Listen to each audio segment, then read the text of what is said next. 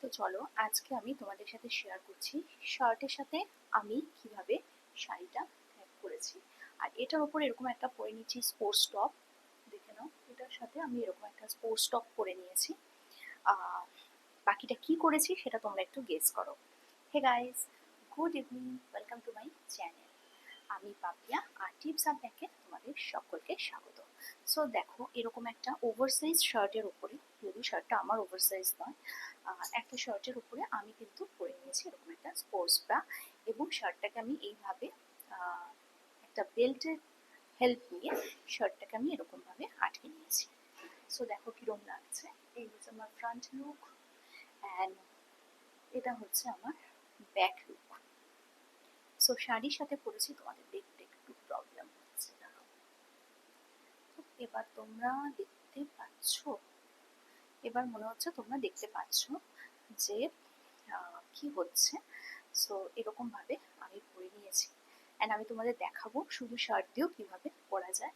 তো দেখো, একটা ইয়েলো হোয়াইট শাড়ির সাথে এরকম একটা স্পোর্টস টপ দিয়ে তোমরা কিন্তু এরকম ভাবেও শাড়ি পরতে পারো, বেশ ভালো লাগে। তোমরা আঁচলটা সেক্ষেত্রে এরকম ভাবে নিতে পারো। আমি আঁচলটা অনেক লম্বা রেখেছি, তারপরেও যদি তোমাদের মনে হয় আরেকটু লম্বা রাখবে তোমরা রাখতে পারো, এটাতেও কিন্তু বেশ ভালো লাগছে।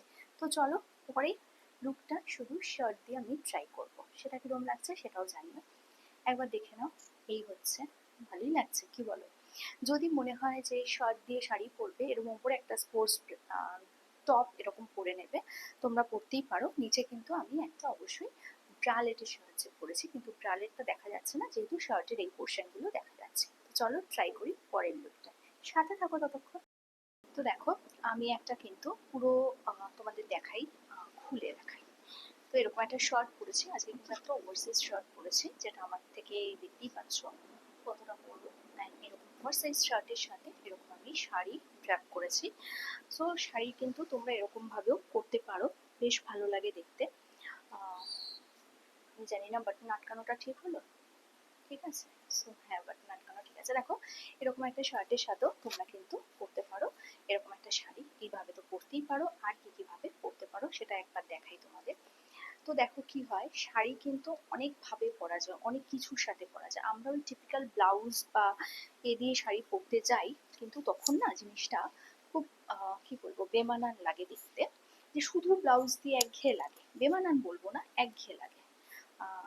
তো সেক্ষেত্রে কিন্তু আমরা একটু অন্যভাবে শাড়ি পরতেই পারি। দেখো, এখন আমি শার্টের একটা পোর্শন এরকম ইন করে নিলাম গালেটের ভেতর দিয়ে, আর একটা পোর্শন কিন্তু এরকমই থাকবে।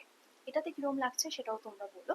যে একটা শার্টের সাথে আমরা নানানভাবে কিন্তু শাড়ি ট্রাই করতে পারি, অবশ্যই এরকম খুলেও পরতে পারি, তাতেও কিন্তু বেশ ভালো লাগে। সো দেখে নাও, এই যে শাড়িটা আমি এরকম খুলে পরলাম, সরি শার্টটা এরকম খুলে পরলাম, তাতেও বা কিরকম লাগছে সেটা বলো। পুরোটা এরকম ভাবেও রাখা যেতে পারে। যারা আমার মতো খোলামেলা ড্রেস পরতে পারো, ডেসপারেট, কোনো প্রবলেম হয় না, তারা কিন্তু এরকম ভাবে অবশ্যই পরতে পারো।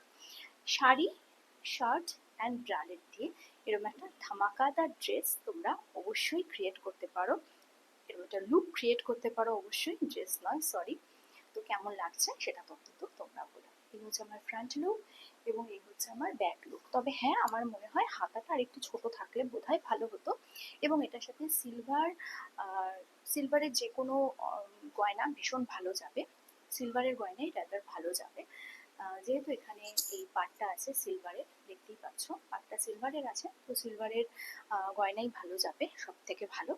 তো কেমন লাগছে সেটা তোমরা বলো। এবং একটা শার্ট দিয়ে কিন্তু অনেক কিছু ক্রিয়েট করা যায়। সো কালকে আসবে একটা নতুন ভিডিও নিয়ে, ততক্ষণের জন্য